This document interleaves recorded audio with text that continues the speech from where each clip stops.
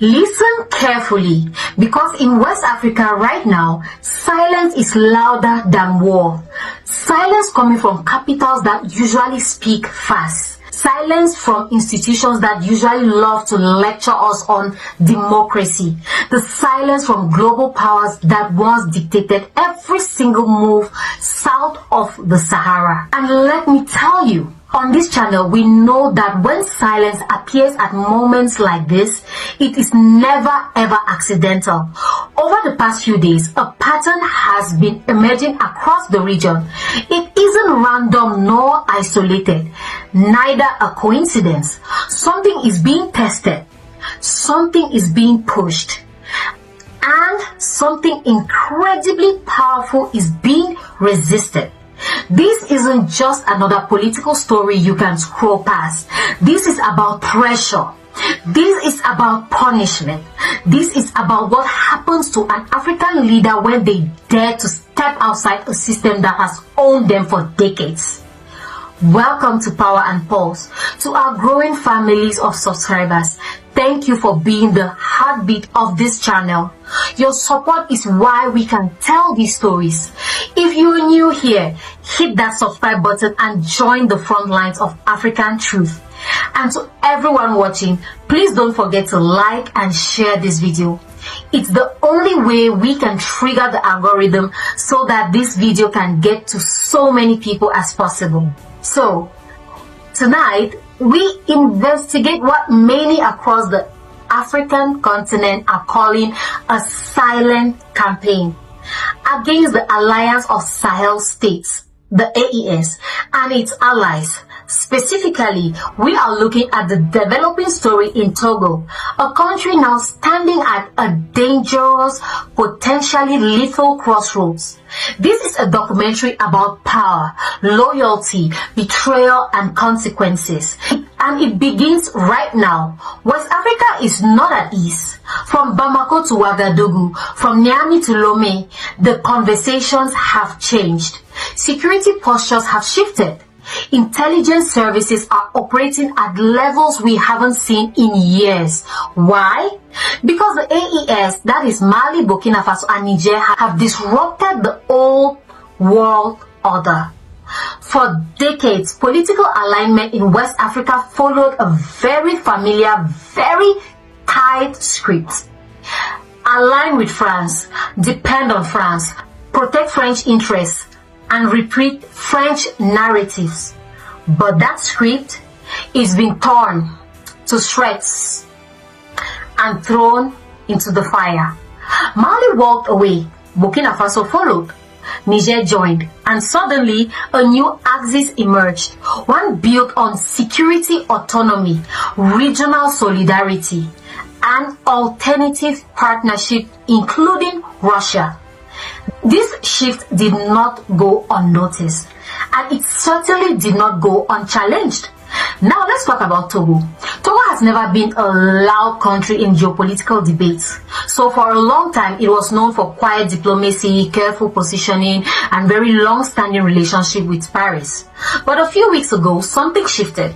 The president of Togo began gradually, almost silently, redefining the country's external relationships. He signaled a move away from the old colonial framework toward a new strategic direction. High-level discussion with Russia turned into formal agreements, trade security cooperations, economic engagement, nothing illegal, nothing unprecedented. Yet, across Africa, observers immediately understood what this meant. History has taught us a brutal lesson. So when an African leader reduces his dependence on the old masters, especially after decades of loyalty, pressure always follows. I want to ask you, do you think it's possible for an African nation to change its allies today without facing a regime change attempt from the West? Let me know in the comments. Now we get to the heart of the matter. Well, according to multiple reports circulating within regional security circles, an alleged covert operation was uncovered last week in Togo. The claim is dead serious. A small group of foreign special operatives reportedly originated from Cote d'Ivoire allegedly attempted to enter Togo discreetly. Their intent, hostile action against the Togolese head of state. Now, these are allegations, but they are being taken seriously. And note that Togolese security forces reportedly acted with lightning speed. Authorities say the individuals were detected, intercepted, and taken into custody. But look at the reaction, or rather the lack of one. No urgent ECOWAS meeting to discuss the violation of sovereignty. Just silence. Ivory Coast hasn't issued a public denial. French hasn't commented. The regional institutions remain quiet. And in geopolitics, silence is never neutral. If nothing happened, why the silence? If these reports are false, why hasn't there been a clarification? And if an operation actually failed, who authorized it? Togolese authorities are citing national security concerns for their secrecy, but for many Africans, this story feels disturbingly familiar.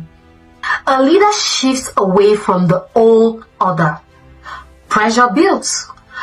Threats emerge. Instability follows. From Lumumba to Sankara, from Libya to the Sahel, the pattern of consequences for disobedience is deeply embedded in our DNA. That is why this situation has triggered alarm, not celebration. So whether you support the Togolese leadership or oppose it, we must agree on one thing. Foreign directed violence is never reform. It is an invasion. So why does this matter so much to the AES? Because Togo didn't just change its friends, it changed the map. Togo opens its ports and its logistical channels to AES countries. Landlocked Mali, Burkina Faso and Niger need access to the sea, and Togo provided it. So, that is why the single decision has massive strategic consequences. It weakens the economic pressure, that is sanctions, that the West loves to use. It strengthens regional self-reliance. It undermines the leverage once held by external powers. And leverage once lost is often fought for aggressively. If one AES ally is destabilized, the others are next. It won't be an open war. It will be shadow warfare, covert operations, political pressure, economic isolation, and of course, the narrative warfare we see every day on the news. Let's be clear about one thing. Many Togolese citizens have endured years of hardship, political repression, unanswered grievances. Recognizing a new geopolitical decision doesn't erase past mistakes. No, it doesn't. Criticism of governance is valid. Demands for reform are legitimate. But here is the hard truth. Foreign interference has never solved an African internal problem. It only worsens it. So that is why Africans are sending a strong message to any leader claiming the Pan-African mantle. If you claim alignment with the people, then you must serve the people. Reform your governance, protect national resources, reject foreign domination and domestic repression. Pan-Africanism without people-centered governance is not liberation. It is a contradiction at best, and history is unforgiving to contradictions. So does a leader deserve support just because they oppose the West, or must they also prove they are helping their own people at home? This is a tough one. Tell me your honest opinion below.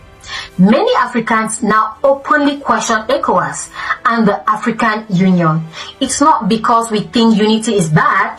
We love unity. It's because we see selective enforcement. We see the silence when a pro-Western leader makes a mistake, but we see the shouting when an AES leader makes a move.